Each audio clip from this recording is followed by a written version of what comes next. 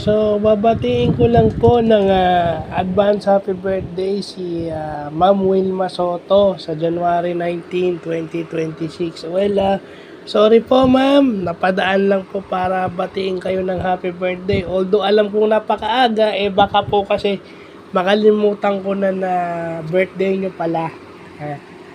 Isa sa pinakamabuting katrabaho at mabuting kaibigan din. Salamat for always understanding my tantrums during our work days. Alam kong isa kayo sa mga naniniwala na hindi talaga ako magugustuhan ng mga estudyante nyo na inaasam lang talaga ako ng mga teacher na lalaki. So, I would like to thank you for being my, for the one of the people who understands me. And in return, I just like to greet you a happy birthday. Have a great life with whatever you wanna do, and continue to have faith, no?